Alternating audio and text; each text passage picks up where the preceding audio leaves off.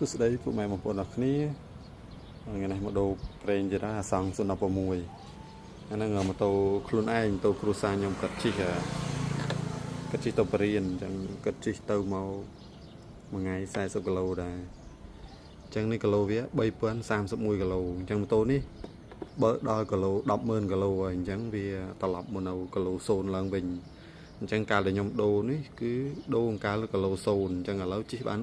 3031គីឡូហើយនេះអាសង់016អញ្ចឹងម៉ាស៊ីនវានៅតែអេមម៉ូតូនេះម៉ូតូនេះដំបូងឡើយប្រើប្រេង Cosmic ប្រេងធម្មតាតាមទីផ្សារនេះតែបន្ទាប់ពីបានដូរមកប្រើប្រេងនេះប្រេងS8 Air9 នេះមកដូរបានជិត10ដងអញ្ចឹងម៉ាស៊ីនម៉ូតូប្រែមកជាល្អវិញកាលមុនអីជិះត្រឹម10គីឡូ15គីឡូអីម៉ាស៊ីនក្តៅហើយ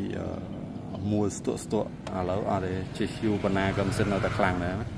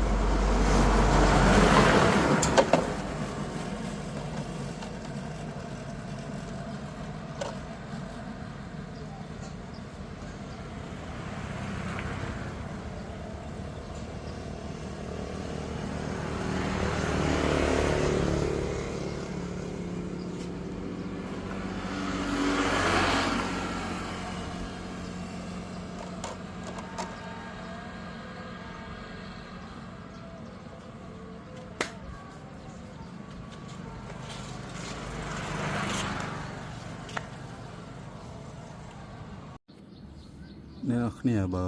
ប្រើប្រេងម៉ាស៊ីនល្អអីគឺអាចពេលដូរប្រេងអីលូកដៃចូលក្នុងកាទៀម៉ាស៊ីនស្ទាបមើលមានកែលអត់អញ្ចឹងនេះអត់មានកែលខ្មៅកាន់ក្នុងកាទៀហើយយើងជូតចឹងមក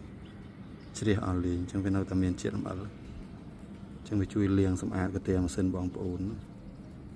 អញ្ចឹងប្រេងល្អវាមានសារធាតុលាងសម្អាតហើយវាមានជាតិអំបិលខ្ពស់គេអត់មានកាន់កែលកាន់អីទេអ្នកគ្នានេះប្រេងដែលប្រើបាន3000គីឡូហើយអ្នកគ្នានេះប្រេងវានៅតែក្រហមអញ្ចឹងអ្នកគ្នាគេអ្នកគ្នាឃើញខ្មៅអញ្ចឹងតែដែលវានៅជុំគ្នាតែពេលសាច់ប្រេងវាក្រហមអញ្ចឹងប្រេងវាប្រើអត់ងាយខ្មៅបងប្អូនអាចប្រើបានច្រើនគីឡូសម្រាប់ប្រេង S8 ហ្នឹង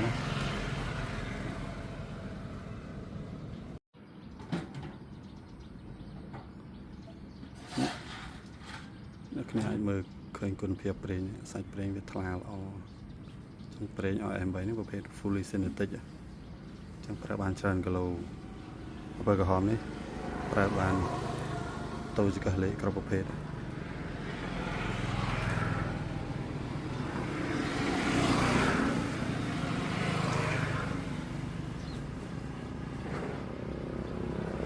គុណបងប្អូនដែលបានតាមដានទស្សនា